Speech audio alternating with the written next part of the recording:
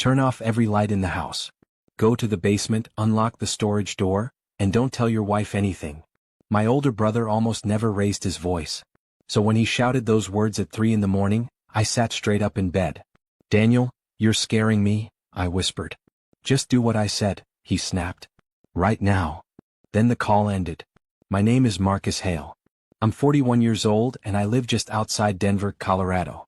For the past 15 years I've run a small construction supply company. My life is usually quiet, predictable, the kind of life you build when you want stability. But my brother Daniel lives in a very different world. He's been a police investigator with the Denver Police Department for over a decade, mostly handling organized fraud and financial crimes. If Daniel called at 3 a.m., it meant something serious was happening. Beside me, my wife Laura stirred slightly in her sleep. You okay? She murmured. Yeah, I said quietly. Just checking something. I slipped out of bed and moved through the dark hallway. The house felt strangely silent. At the basement door, my hand hesitated on the knob. Daniel had said one more thing before hanging up. Marcus, whatever you see down there, don't open that door all the way. I unlocked it slowly. And through the narrow crack, I saw something that made my heart stop. Through the narrow crack in the basement storage door, I saw movement. At first I thought it was just a shadow shifting from the streetlight outside the small basement window. But then the shadow moved again, slow, deliberate. Someone was inside my storage room. My heart started pounding so loudly I was sure whoever was down there could hear it. That room was supposed to be empty except for old boxes, tools, and the metal cabinet where I kept paperwork from my business. And the door had been locked. I slowly stepped back and pressed the phone to my ear again, redialing Daniel with shaking fingers. He picked up immediately. Tell me exactly what you see, he said quietly. There's someone in my basement, I whispered. I know, he replied. The calmness in his voice made the words even more terrifying. You knew? I breathed. Yes, Daniel said. And listen carefully, Marcus. That man down there isn't a burglar. My stomach tightened. Then who is he? Daniel paused for a moment before answering. Someone who's been watching your house for weeks.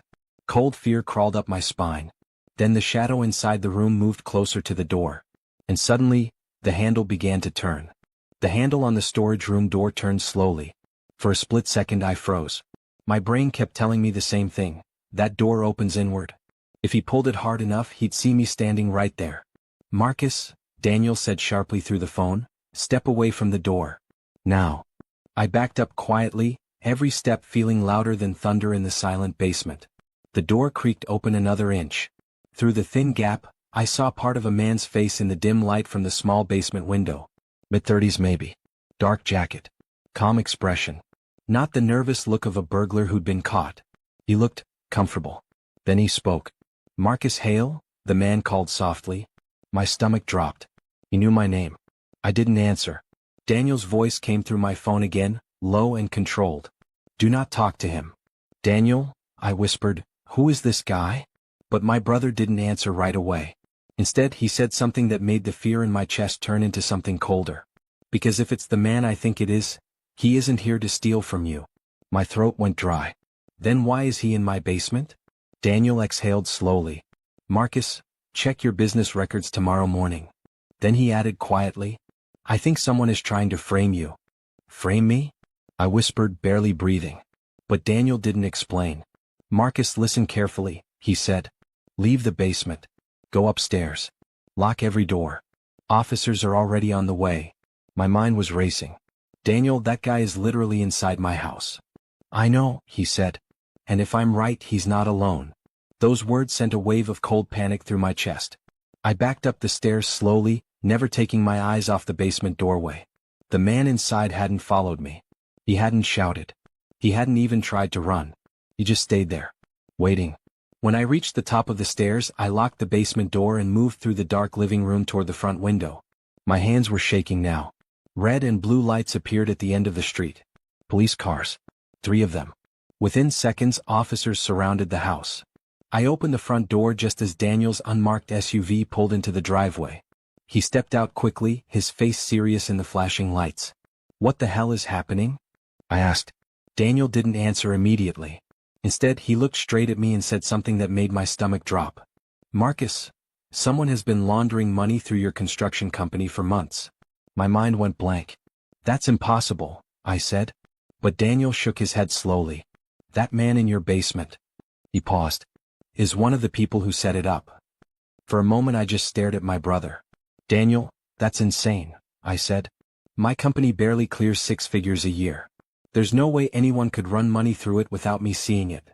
That's exactly why they picked you, he replied quietly. Behind him, 2 officers moved toward the basement door. My chest tightened. Wait, I said. If they planted something down there. They already did, Daniel interrupted. The officers unlocked the basement door and disappeared down the stairs. A few seconds later I heard a voice echo upward. Detective. You need to see this. Daniel motioned for me to stay where I was, but I followed him anyway. When we stepped into the basement storage room, my stomach dropped. The metal cabinet where I kept old tax files was open.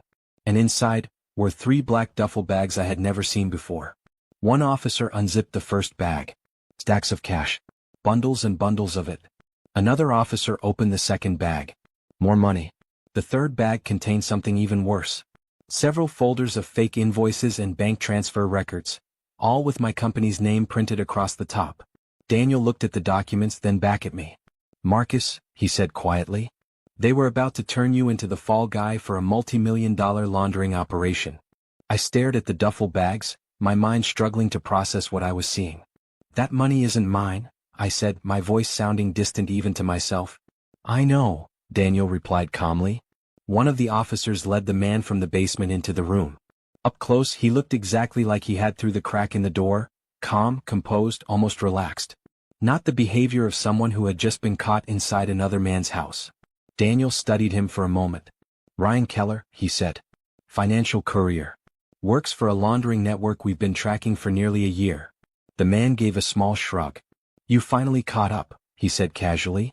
My head snapped toward Daniel. You knew about this guy? Daniel nodded. For weeks. My confusion turned into anger. Then why didn't you warn me? Daniel looked straight at me. Because we needed them to believe the setup was working. I felt my chest tighten. So you used my house as bait? Before Daniel could answer, Keller chuckled quietly. You're asking the wrong question, he said. I glared at him.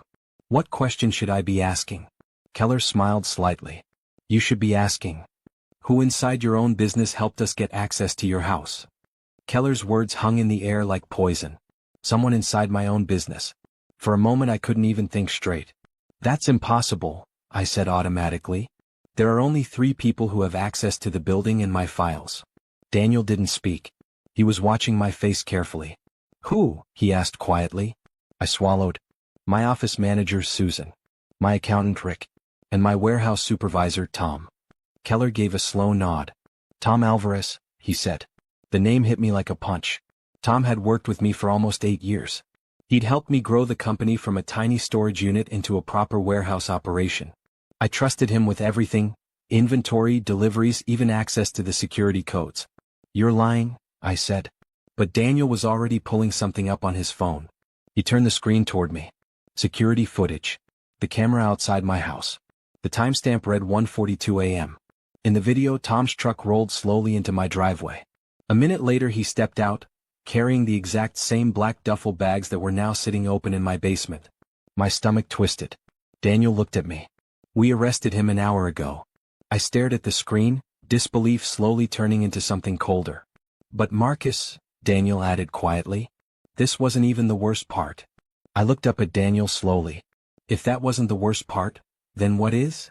Daniel hesitated for a moment, the way investigators do when they already know the truth will land hard.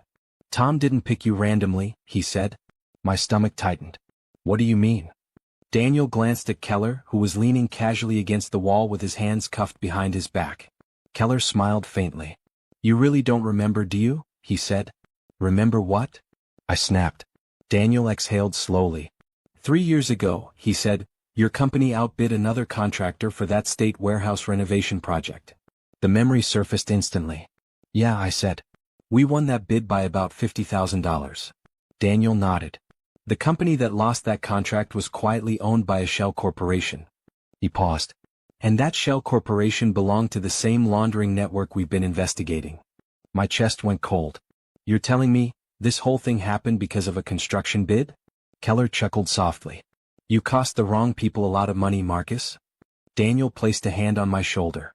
But you did one thing right. What? You listened when something felt wrong. Later that night, after the police left and the house was quiet again, I locked the basement door. And I realized something that still stays with me today.